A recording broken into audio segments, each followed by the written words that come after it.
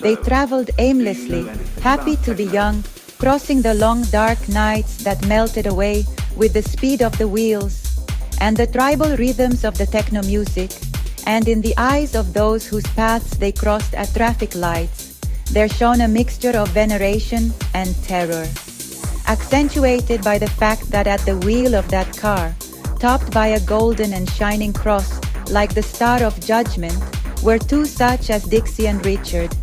She looking so doll-like and innocent, as if she had lost a sweet in some gorge of the car. That vague desperation in her eyes, which only children seem to have.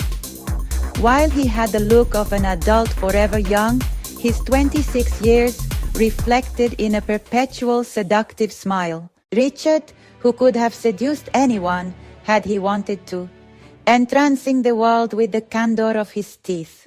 At times he would turn gloomy and thoughtful, almost as if an atavistic lure issued from his dark eyes, the compelling enticement of his gypsy blood that spontaneously erupted from his skin, filling the atmosphere with the scent of a warm and unstoppable nostalgia.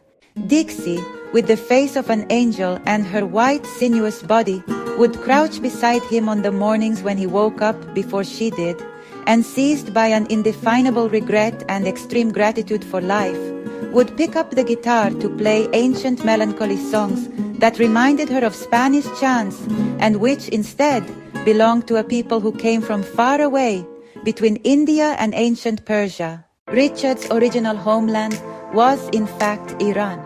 She dreamed of those worlds so lost in history that they were unknown, and he followed the notes brought back by his memory. They felt happy and light-tired from the miles traveled, and for what they were about to do, eternal wanderers, the notes of the guitar spilling out all their yearning and their gratitude just for being alive. But then there was also Richard's muteness, those moments when she thought she had done something wrong and felt guilty. Perhaps she had made a mistake. Perhaps she had scuppered a heist that should have gone better. In those moments she was overcome by the blind and absolute fear of being abandoned. A terror so childlike and without terms of comparison. A terror that always knocked the breath out of her. They had been out of prison for 2 days. They had been in jail for only a week, long enough for the cops to realize they were just kids. Or maybe there had been the providential intervention of a friend from on high, someone whom Dixi kept promising to visit sooner or later to settle the debt. There were several such powerful friends whom her uncle kept introducing to her, as if she was a trophy.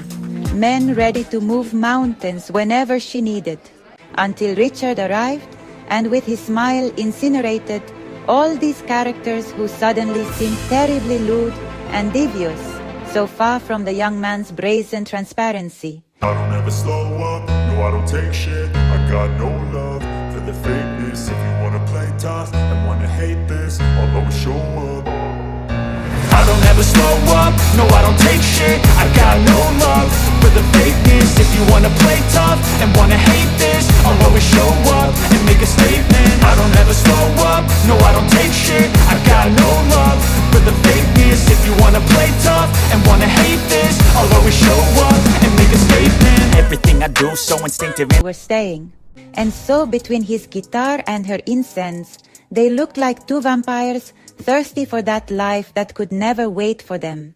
Grief and aggression, melancholy and contempt, these were the words that would have best described them, had they chosen to introduce themselves.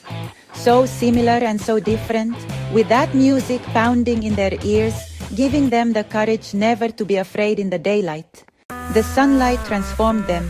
She abandoned her candles and all her indecently poetic dreams, and dressed as a hunter, with those leather bodices that accentuated breasts, decidedly pert for her 23 years, while he, all studs and piercings, had that seductive smile that could turn diabolical and change into a sneer of mockery. They lived by their wits.